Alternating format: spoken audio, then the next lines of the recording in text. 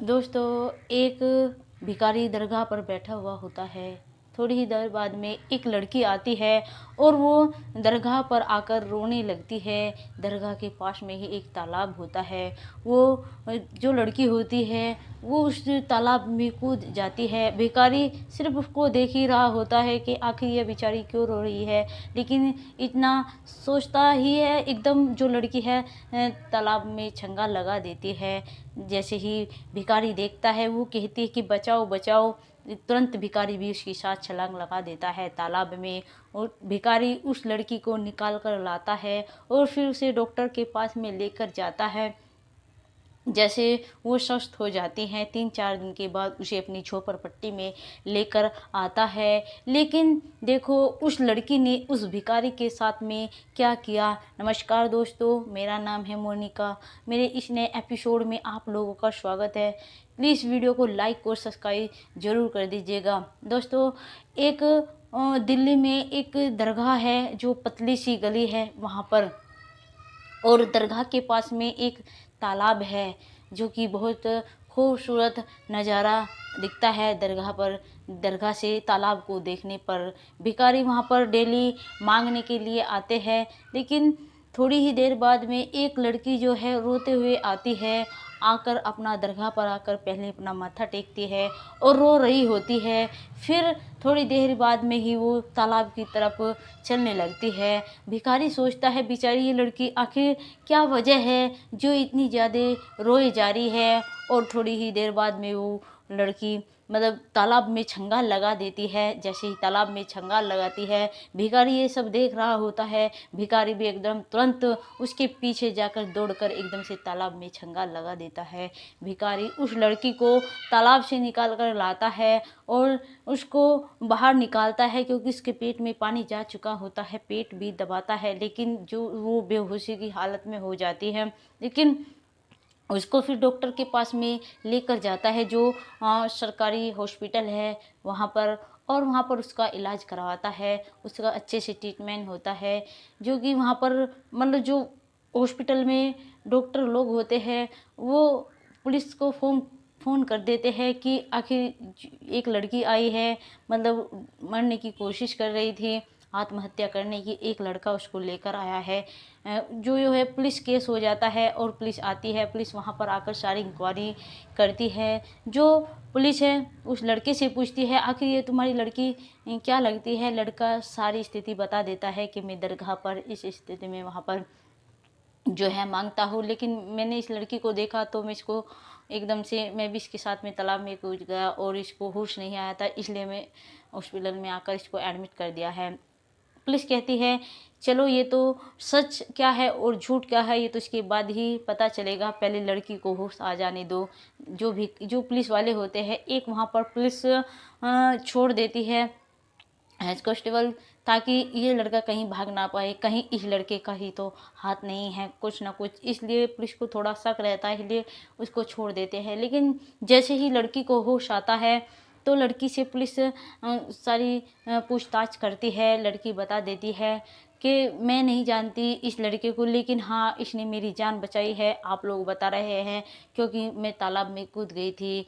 Police कहती है क्या वजह है जो तुम तालाब में कूद गई थी। जो लड़की है वो कहती है मेरी पर्सनल प्रॉब्लम है, इसलिए मैं सबको नहीं बता सकती। जो भिखारी है उस लड़की को लेकर अपनी एक झोपड़ी में लेकर आ जाता है, क्योंकि वो एक झोपड़ी में ही रहा करता था। जब वो लड़की आती है वहाँ पर झोपड़ी में, दोस्तों मैं इनका नाम बताना भूल गई, सॉरी दोस्तों। जो इस लड़की का नाम है, इस लड़की का नाम पूजा है दोस्तों, और जो ये लड़का है भिखारी, इसका नाम राजू है। जैसे ही झोपड़पट्टी में लेकर आता है, अपनी झोपड़पट्टी में वो लड़की देखती है कि स्थिति देखती है कि ये तो ज़्यादा ही बेचारा कुछ गरीब है ये लड़का, लेकिन उसके साथ ही वहीं पर रहने लगती है। लड़का उससे पूछने की कोशिश करता है कि बार बार कि तुम क्यों मरने की कोशिश कर रही थी, लेकिन थोड़ा लड़की जो है बता नहीं पा रही थी। थोड़ा सोचती है कि बताओ ना तो शायद तो ही अच्छा है। लेकिन जो लड़का है वो उससे एक दिन पूछ बैठता है कि आखिर बात क्या है जो तुम मरने की आत्महत्या की कोशिश कर रही थी। अगर मैं नहीं होता तो शायद तुम भी आज इस दुनिया में नहीं होती। जो लड़की है वो बोलती है कि पूजा जो है वो कहती है कि देखो, जो मेरे पिता है मेरी ज़बरदस्ती अपने दोस्त की बेटी से मेरी शादी कर रहे थे, लेकिन वो लड़का एक किस्म का मक्कार है, नालायक है, जुआ शराबी है। लेकिन मैं उसके साथ में शादी नहीं करना चाहती थी, लेकिन मेरे पिताजी मुझको फोर्स कर रहे थे उससे शादी करने के लिए, लेकिन मैं मना कर रही थी। इसलिए मैं घर से भाग कर आ गई और यहाँ पर आकर मेरे पास कुछ और ऑप्शन भी नहीं बचा था, इसलिए मैं अपने आप को ही ख़त्म करना चाहती थी। वो लड़का कहता है देखो, तुम्हें अपने पिता को सारी बात बता देनी चाहिए थी। जो राजू है वो, लेकिन जो लड़की है कहती है कि मैंने बताया था, मेरे पिता ने ये समझ रहे थे कि मैं शादी ना करने की वजह से शायद ये सब झूठ बोल रही हूँ, मेरे पिताजी नहीं मान रहे थे, इसलिए मुझको ऐसा कदम उठाना पड़ा। कहते कि चलो कोई बात नहीं। वे सुबह ही चला जाया करता था मांगने के लिए, लेकिन ये इस बात का पूजा को नहीं पता था कि आखिर ये मांगता है या फिर क्या काम करता है। वो रोज़ सोचती है मन में कि आखिर जो राजू है आखिर क्या काम करता है। एक दिन उससे पूछ बैठती है कि राजू, आप कहाँ जाते हो, आप क्या काम करते हो। राजू कहता है पूजा से, मैं मजदूरी करता हूँ खेतों में जाकर। पिंकी कहती है कि जो लड़की है वो बोलती है पूजा कि मैं भी आपके साथ में मजदूरी करूँगी, थोड़ा ना मतलब पैसा जुट जाएगा तो हम एक अच्छा सा घर बना लेंगे, आप भी करोगे मैं भी करूँगी। लेकिन जो राजू है वो पूजा से बोलता है देखो, जब मेरे होते हुए तुम्हें काम करने की ज़रूरत नहीं है, मैं तुम्हें किसी भी चीज़ की कमी नहीं आने दूँगा। जैसे ये लफ्ज़ राजू बोलता है पूजा से, तो पूजा मतलब थोड़े मन को थोड़ा मतलब थोड़ा एकदम लगता है कि मतलब इसे मेरा बहुत ज़्यादा फ़िक्र है, इन्हें बहुत ज़्यादा फ़िक्र है। दोनों को ऐसे ही धीरे धीरे दोनों को मतलब एकदम से जो प्यार होता है वो प्यार हो जाता है। दोनों साथ जीने मरने की कसम खाते हैं, क्योंकि इतना ज़्यादा प्यार हो जाता है दोनों में कि दोनों एक दूसरे के बिना नहीं जी सकते थे। ऐसे ही चलता रहता है। एक दिन राजू से कहती है पूजा कि आप आज मैगी लेकर आना, आज बाहर से होटल से खाना मत लेकर आना। इसलिए वो उस दिन मैगी लेकर आता है। वो इसलिए बोलते हैं क्योंकि राजू डेली मतलब होटल से खाना लेकर आया करता था ताकि इसे कोई दिक्कत या फिर परेशानी ना हो, क्योंकि एक बड़े घर की लड़की है, अच्छा खाने की इसे आदत होगी। वो भी उसका पूरा ख्याल रखने की पूरी कोशिश करता है और ख्याल भी रखता है। वो उस दिन मैगी लेकर आता है। मैगी जो है वो बहुत अच्छी तरीके से बनाती है और फिर मैगी दोनों मिलकर खाते हैं। जो राजू है वो कहता है पूजा से, पूजा तूने मैगी बहुत ज़्यादा अच्छी बनाई है और बहुत ज़्यादा टेस्टी भी लग रही है। पूजा कहती है मैंने इसमें किया ही क्या है, मैगी उबाली और मैगी मसाला उसमें डाल दिया, बस इतना सा तो काम किया, मैंने तो इसमें कुछ भी नहीं किया है। राजू भी हंसने लगता है, पूजा भी हंसने लगता है। ऐसे ही हंसते हंसते दोनों को नींद आ जाती है। फिर सुबह आँख खुलती है। जो उधर पूजा के पिता होते हैं वो बहुत ज़्यादा परेशान हो रहे होते हैं कि आखिर हमारी बेटी कहाँ गई। उन्होंने पूरी दिल्ली में मतलब उसके पोस्टर लगवा दिए थे अपनी लड़की के, पुलिस थाने में, मतलब हर जगह कहीं ये लड़की दिखे तो उसके ऊपर इनाम भी रख दिया था पूरे 3 लाख रुपए का।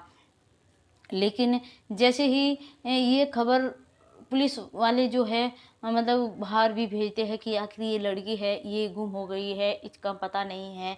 इस तरह से स्थिति जो है मतलब न्यूज़ पर भी, मीडिया वालों को भी ये सब वे खबर पहुंचा देते हैं ताकि दूर दूर तक ये खबर जाएगी और हमारी बेटी का पता चल जाएगा आखिर हमारी बेटी कहाँ है। जैसे ही वो खबर पुलिस वाले देखते हैं तो पुलिस वाले तो देखते हैं, पास में ही जो रहने वाले थे, जो राजू के पास में रहते थे, उन्हें भी यह खबर लग जाती है। वे भी न्यूज़ देख लेते हैं, आखिर ये लड़की तो, इसकी शक्ल तो इससे मिलते, कहीं यही तो एक लड़की नहीं है। फिर ये सोच लेते यार वो तो इतने अमीर घर की लड़की है, फिर ये तो एक झोपड़पट्टी वाले के साथ में रह रही, नहीं ये नहीं हो सकती। लेकिन पुलिस वाले जैसे ही यह सुनते हैं सोचते हैं ऐसा सा वारदात यहाँ पर हुआ है और वो लड़की पता नहीं कौन थी, उसने कुछ भी नहीं बताया था मैं कहाँ की हूँ, किस वजह से मरने की कोशिश कर रही हूँ। वे पता लगाकर हॉस्पिटल जाते हैं। हॉस्पिटल जाने के बाद में उनकी सारी तहकीकात निकालते हैं और फिर पता लगाते हैं आखिर वो लड़का जो भिखारी है वो कहाँ रहता है, वो उसकी झोपड़पट्टी में पहुंच जाते हैं। जैसे ही झोपड़पट्टी में पहुंचते हैं, उस लड़की को देखते हैं, उस लड़की को वहां से ले जाने की कोशिश करते हैं। पुलिस वाले कहते हैं कि देखो, तुम्हारे माता पिता बहुत ज़्यादा परेशान हैं, हम तुम्हें उन्हीं के हवाले करने के लिए ले जा रहे हैं। लेकिन जो पूजा होती है वो कहती है कि मुझे कहीं नहीं जाना है, और हाँ, अगर आप मेरे साथ मेरी ज़्यादा ज़बरदस्ती करोगे तो मैं एक बालिग लड़की हूँ, और ये भी एक लड़का बालिग है, इस केस में मैं तुम्हारे पास में मुकदमा लगवा दूंगी। तो ये बात सुनकर पुलिस वाले भी डर जाते हैं, लेकिन उसका फ़ोटो खींचकर दिल्ली वाले पुलिस वालों को भेज देते हैं, और कि ये लड़की यहाँ पर है। और जो पुलिस वाले होते हैं वे वहाँ पर उसके माता पिता को लेकर आते हैं। जैसे ही पूजा अपने मम्मी पापा को देखती है, तो मतलब वो एकदम से उनकी कोली भरकर रोने लगती है। उसके मम्मी पापा बहुत ज़्यादा रोते हैं कि बेटा, आप ऐसी जगह आकर रह रहे हो, आखिर क्या वजह है जो तुम यहाँ पर आकर रह रहे हो? हमने तो कभी तुमसे कुछ कहा भी नहीं, तुम्हारे बिना हमारा ये मतलब जीवन ही बेकार है। हमें तो ऐसा लग रहा था जैसे कि अब हमारे भी जीने की कोई वजह नहीं रही है। लेकिन जो पूजा होती है वो अपने मम्मी पापा से कहती है कि पापा, आप ही तो अपने दोस्त के साथ में मेरी शादी कर रहे थे, मैंने सब कुछ आपको बता दिया था, लेकिन आप नहीं मान रहे थे। आप कह रहे थे अगर तुम उससे शादी नहीं करोगी तो मैं मतलब अपने आप को ख़त्म कर लूँगा। लेकिन मैंने सोचा इससे अच्छा तो मैं ही ख़त्म हो जाती हूँ। और क्योंकि वैसे भी उस लड़के के साथ में मेरी ज़िंदगी तो एक नरक से भी बदतर होने वाली थी, इसलिए मैंने मौत को गले लगाना सही समझा। उसके पिता जो है अपनी बेटी की कोली भरते हैं, और फिर उन्हें रोना आता है, बेटा मैं कभी ऐसा जोर तुम पर नहीं दूंगा जिसे तुम्हें पसंद ना हो। जहाँ तुम कहोगी, जहाँ तुम चाहोगी, मैं तुम्हारी शादी वहीं कराऊंगा। लेकिन चलो प्लीज़ घर चलो। फिर राजू की तरफ देखते हैं उसके पिता, कहते हैं कि शुक्रिया, आपने हमारी बेटी को सही सलामत हमारे हवाले कर दिया। और उसको अपना कार्ड देते हैं कि तुम्हें कभी भी किसी भी चीज़ की ज़रूरत पड़ेगी तो तुम मेरे यहाँ दिल्ली में मेरा बहुत बड़ी कंपनी है, यहाँ पर आकर मैं तुम्हें कुछ काम दे दूँगा, या फिर पैसे की किसी भी चीज़ से मैं तुम्हारी मदद तुम पड़ेगी तो मैं करूँगा ज़रूर। और वहाँ से अपनी बेटी को लेकर चल देते हैं। जैसे ही थोड़ी दूर पर जाते हैं, पूजा ये सोचती है शायद मुझे राजू रोकेगा, लेकिन राजू बेचारा कर भी क्या सकता था, क्योंकि वो तो एक भिखारी था, इसलिए उसकी कुछ औकात नहीं थी कुछ आगे कहने की। इसलिए थोड़ी दूर जाने पर पूजा तुरंत भागकर राजू के पास आती है। राजू से कहते हैं, क्या तुम मेरे बिना रह लोगे? क्या तुम मुझसे प्यार नहीं करते जो मुझे एक बार भी नहीं रोक रहे हो? राजू कहता है, देखो मैं तुम्हारे बिना नहीं रह सकता, लेकिन मैं कर भी क्या सकता हूँ। जो पूजा के पिताजी ये सब बात सुन रहे होते हैं, पूजा कहती है अपने पिताजी से, पिताजी मैं राजू से बहुत ज़्यादा प्यार करती हूँ और इसी से ही शादी करूँगी।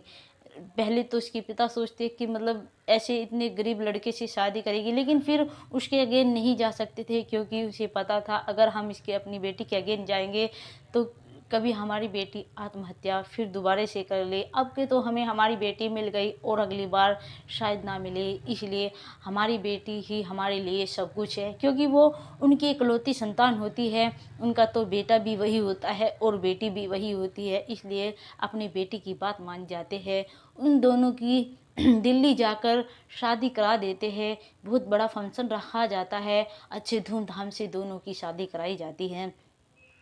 जो पूजा के पिताजी है वो उसको अपनी कंपनी का, राजू को मैनेजर रखने की कोशिश करते हैं, लेकिन राजू जो होता है वो कुछ ज़्यादा पढ़ा लिखा नहीं होता है, इसलिए कहता है कि देखो पापा जी, मैं अधिक पढ़ा हुआ नहीं हूँ, और फिर कुछ लॉस होगा तो आप मुझे ही कहेंगे। लेकिन जो पूजा होती है वो कहती है कि तुम मतलब एक मैनेजर बन जाओ, सब कुछ देखभाल मैं तुम्हें सब कुछ सिखा दूंगी, इस बात की तुम टेंशन मत करो।